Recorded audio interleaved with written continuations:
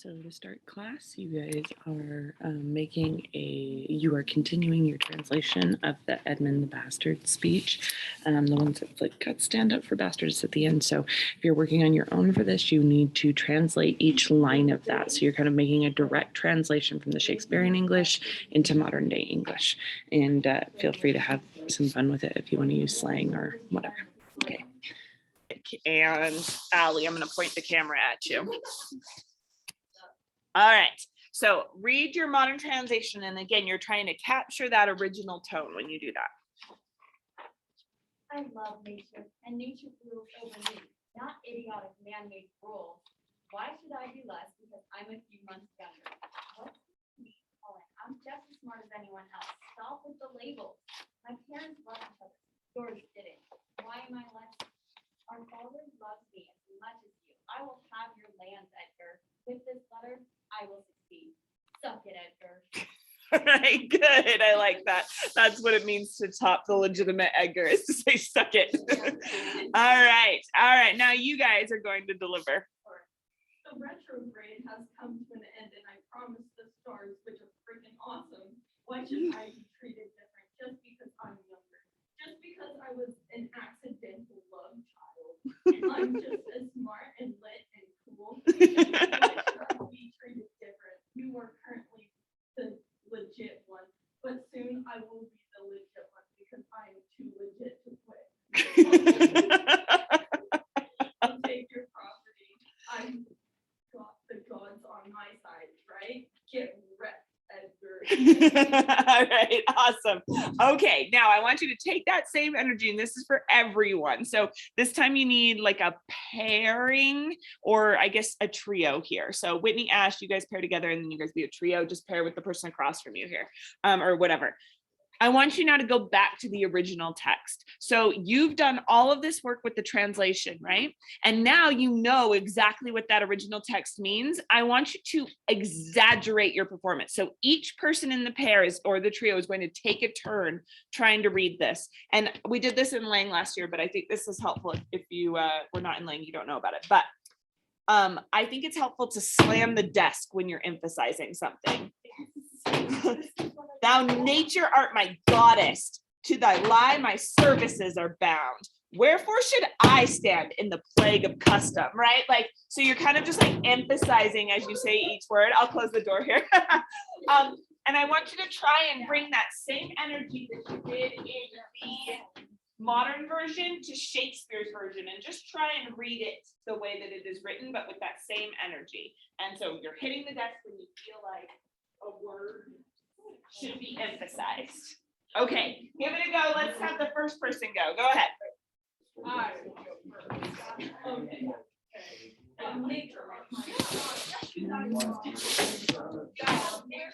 For you guys at home, why don't you just do it quietly to yourself and then underline each word in that little speech that you emphasize. And then you can send me a little picture of what you've underlined.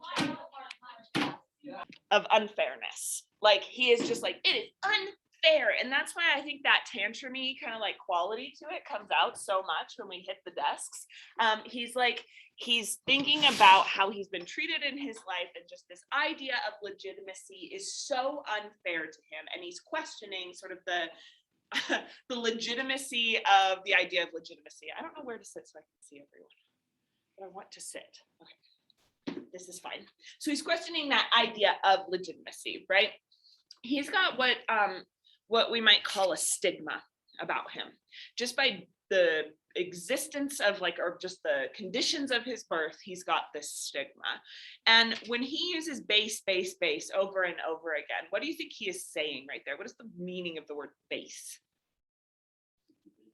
Okay, so there's some sort of animalistic quality to base, and that's why it kind of feels like it's a stupid way of being, it's like maybe you don't have all the faculties of a regular human being if you're being called base. Yeah. Maybe kind of like at the bottom of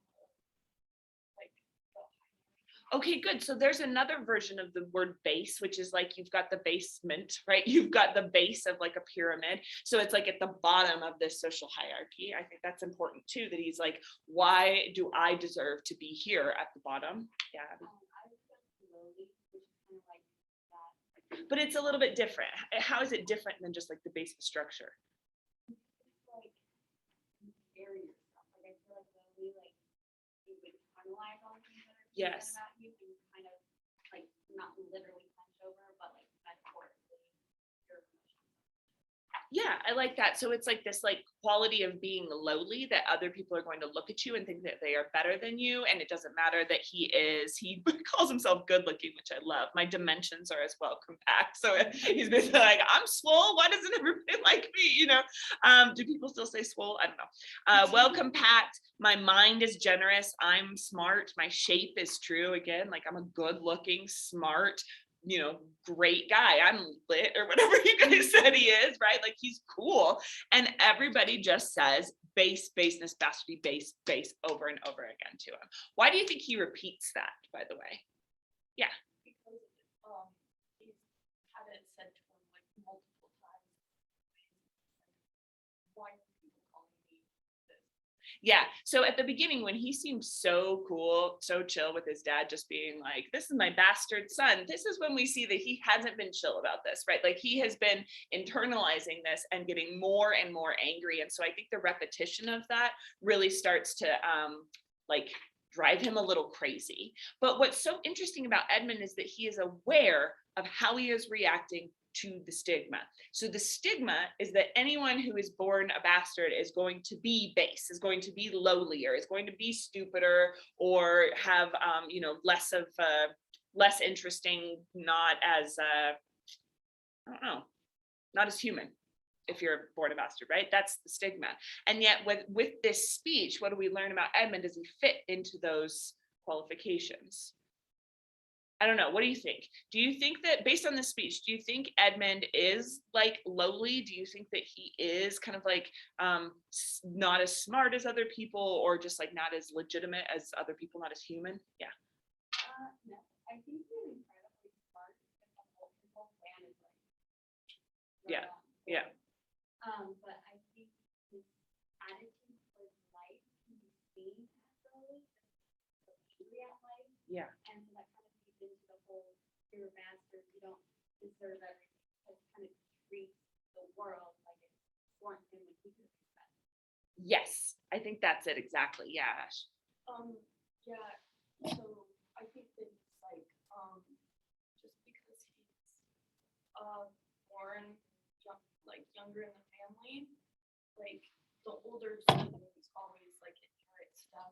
So he's always been taught a different way than his older sibling, Mm-hmm. but that doesn't mean that he's dumb. It just means that he was taught different and knows different things. Okay. But people see that as dumb because he doesn't know the same stuff. Okay, so it's like in a way that he's been socialized into this, and he's aware maybe of his deficiencies, but he's like, they're not actually deficiencies, they're differences. Allison? Like totally not in terms of intelligence. Yes.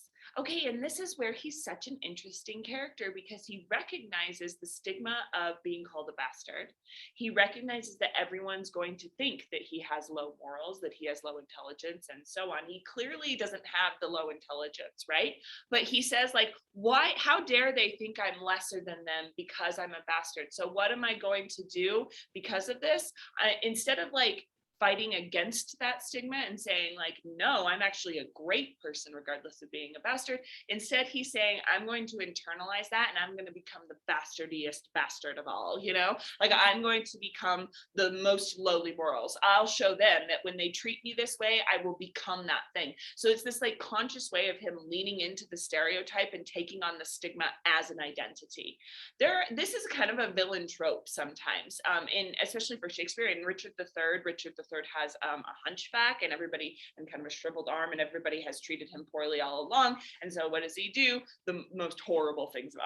Well, fine then, I'll kill children if that's how you're going to treat me. You know, it's like instead of fighting against it. Yeah, Ash. Yeah, like in a way, it kind of like empowers him because he's so low Yeah. on the like hierarchy, he's able to get away with more things. Yeah. Because people don't notice him as much. So he's like, well, if you expect me to be this way, I might as well be be that way and show you how bad I can be. Yeah, and so this whole speech then is about this dichotomy between nature and nurture, kind of. It's like, yes, I could have been the person who had all the best morals and all the best intelligence, but because of how society has treated me, I have become this other person, and so I am going to like lean in. I am going to adopt what society wants from me. It's this really strange kind of like paradox, I think, that's going on. Yeah. It's like in the left when the guy. I haven't seen the Lorax, and it's been he's a too good long looking since I guy. read the book. Anyway, Okay. and he sings a whole song. How bad can I be? So this dude with something. And it's all about him like chopping down all the trees Yeah. to make his clean. Anyway, But that's perfect. It's like he says, I'm doing it what comes naturally. It's like when you recognize what nature has made you and you recognize that that's like maybe a bad thing, but still do it anyway because of society, how society has treated you, then who is the true self there? Is the true self the one that like recognizes the bad stuff and does it anyway? Like, do you see what I'm asking here? It's hard for me to explain. So he's kind of encompassing then like both nature and nurture and saying, I'm this way because of nature. I'm smart and I'm going to be able to manipulate what people have done to me because of nurture. Yeah. He's usually in his early 20s. Yes, and I also think there's teenage angst there for sure. Okay, so let's go back to then that idea of the pyramid, that there has to be a base to the pyramid. So in one way, base is this like moral position. If you're base, you're lowly, but in another way, it can be this physical position that you actually do occupy the base of something. What does that tell us about his position in society? Yeah, Allison.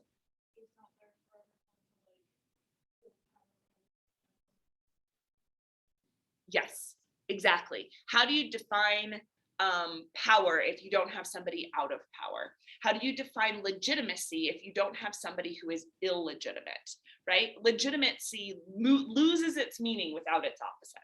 Whitney? I just thought less of the pyramid more of the Jenga tower. Yeah, that's a good way of looking at it.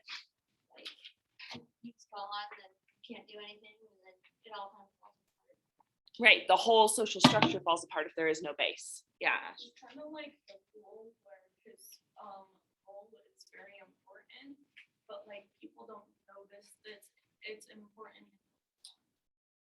Yeah, I think that's right. It's like, and we're gonna see in this play as you continue to read what happens when we maybe lose the idea of the fool as the fool, like the one who's the idiot, and he becomes the wise fool. What happens then to authority in the kingdom? And what happens when Edmund, the bastard, the base, doesn't want to be the base anymore, and he gets pulled out and put somewhere else? What's going to happen to this hierarchical tower? Right? Okay, so there's this idea of opposites throughout the play. You've got now the nature side of things and the social side of things. And I think it's so interesting here how it's laid out. Like, thou nature art my goddess. Like, this is what has become. This is how I've been made. But then bastard, base, and all of those are in quotes. So it's like other people have called me this thing. So you've got a dichotomy between the nature and the social. You've got a dichotomy between legitimacy and illegitimacy. Legitimacy. What are some other dichotomies you think are being established in this book? Opposites, or in this play, opposites that need to be defined in order to understand the play. Yeah, Ash. Okay, good. The young versus the old. Awesome. And I'm not just talking about the speech. Yeah. High status. Okay, good. High status. Low status. Awesome. Abby? Yeah, parent and child. Good. Whitney? Oh, interesting. Like land and no land. Yeah, I can't think of another way to talk about that. We've also got king and subject, which goes with high status and low status, but I'm going to write it in a different way. Ash? Sibling versus sibling. Oh yeah, so but in that one it's less of like a dichotomy and opposites and more of a competition. You know what I mean, Allison? Okay, good. Wisdom and insanity. How do we know what insanity is unless there was wisdom, right? So that one works as a dichotomy. I think there's silence and speech in the beginning when Cordelia says nothing and her sisters say so much. And I think there is determinants, or let's call that like fate versus choice. What are you fated to do? Like this is kind of the nature versus social idea, but a little bit different. What are you fated to do? Like what is nature and society made you do, and what is actually your choice? Edmund's kind of touching on that in his speech. And the last one, the one we're going to look at for the rest of class, is this servant versus slave dichotomy. There's an idea of loyalty that is happening in Act 1 that's being set up between Kent and Oswald and the Fool, and who counts as a servant and who counts as a slave, and how they can define themselves against each other to like create a sense of worth. So this play has all of these different dichotomies, I think. And what I want to do is I want you to choose 2 of these that you think are fascinating. Doesn't matter which one. What are you most interested in after reading Act 1, maybe Act 2 of the play? What are you most interested in, and what do you think is central to this play?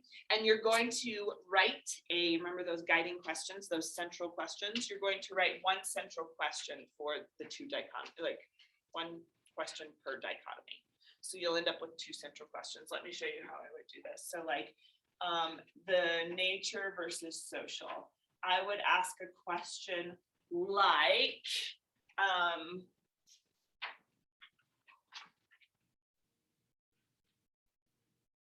we're more determined by our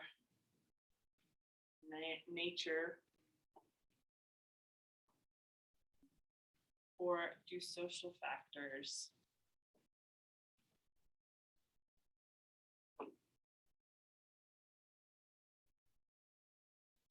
success? Something like that. More like, are we more determined by nature or nurture is kind of the question. So now that I've done nature and social, I think the rest of these are a little bit harder, so I want you to do it. You're thinking of a guiding question for each dichotomy. Let's keep this going in the pairs that you were in. So choose which 2 you're most interested in with your partner and write a guiding question for each. Yeah. Okay, go ahead.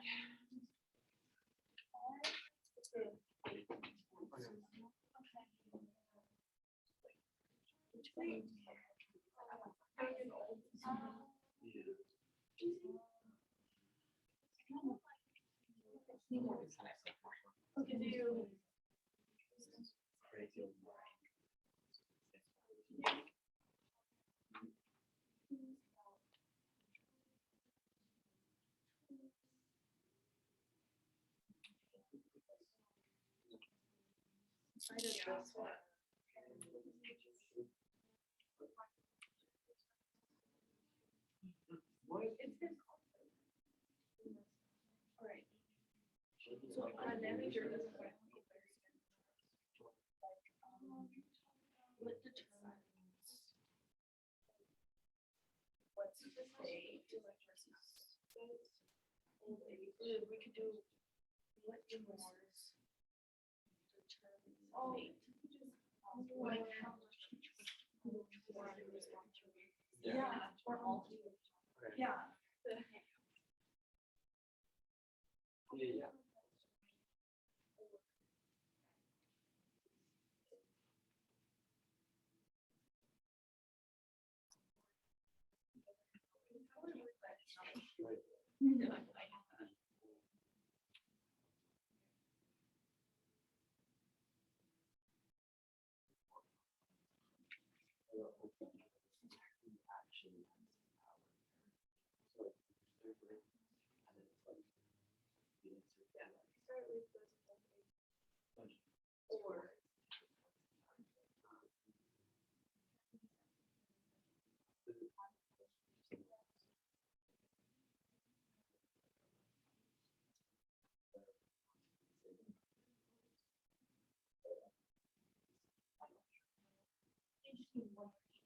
Yep.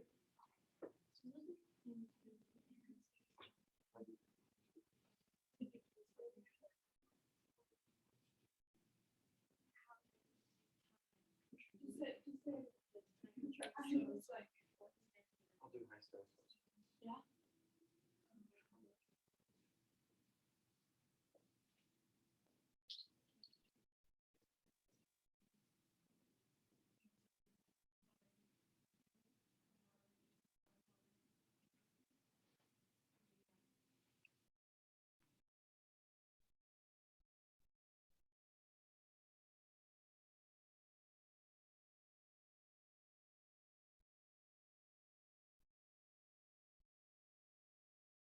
How you guys doing? You got 2 questions? How many people have 2 questions? I know you're writing, but you thought of 2 questions. Okay, good. I've kind of done a few up here just to show you like how we could be thinking about these things. With king and subject, I want to know, what does a king owe to their subjects? We kind of know what a subject owes to the king, like money and loyalty and service and all of that. I want to know what the king owes to the subject of this play. I want to know if there's such thing as free will in this play, or if everything is fated and determined based on maybe social or nature or the gods or whatever. I want to know if language is if it is possible to use language to express the truth. Cordelia doesn't think so. She says nothing and she wants her actions to express truth. But I want to know in this play that is written in language, can language actually be trusted? And then for servant and slave, I want to know, are your loyalties a moral position? If you are loyal to somebody, does that person, like, here's how I didn't write it that well. If you are loyal to someone immoral and you want to help this person who is immoral, but you want to just help them, survive and become a better person and all of that, can that be a moral position? Or do you need to merely serve somebody and like do your job and then kind of cut away, and that would be okay too? There's a kind of like choice there. Can I, in my choice of who I am loyal to, make up my identity? And I think this play is kind of thinking about that question when it has a few people who are always buzzing around Lear, like being loyal to him. We've got Kent and Oswald, who's like not loyal, but serves him in some way as part of Goneril's household, and the Fool. And all 3 of those are like kind of performing services for Lear. So what we're going to do is character charts for those 3 characters. Should we do this in trios? Yes. Okay, so Octavia, I'm going to have you come over here and work with Whitney and Ash. Okay, and then you 3 will be a trio. You 3. Okay, you guys are going to fill out a character chart for the Fool. You guys up here are going to fill out a character chart for Oswald, and you guys are going to fill out a character chart for Kent. Okay, so you're finding when Kent and Oswald and the Fool are in the scene. So this is Act 1, like they're in scene 3. Oswald's in scene 3, right? Yep. Oswald's in scene 3. Kent and Oswald and the Fool are in scene 4 and 5. So 3 through 5. You're looking there for evidence about who these 3 guys are. Oswald is a little bit scarcer. He doesn't say as much, but I think in the very few things he says and the few things he does, he really reveals what his attitude is towards this position. And ultimately what we're trying to get at is we're trying to figure out why this character has chosen this job to do. We're going to assume that there's some kind of choice in why they've chosen this job. Why is Oswald in this job? Why is Kent in this job? And why is the Fool in this job? In other words, why are all 3 of these people loyal to the people above them? So you're figuring out their personality traits. Physical traits are going to be really scarce. There's a couple things that kind of hint at what their physical traits are, though. Their motivations, which is why they're being loyal, and their relationship to other characters. Don't worry about the back side of this page. We're just doing the front side. Okay, go ahead.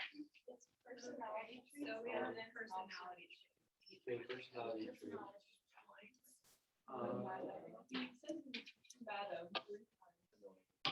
think he's I very feel like proper. everybody- Yeah, that's good. And he always, he said, I'm speech or like.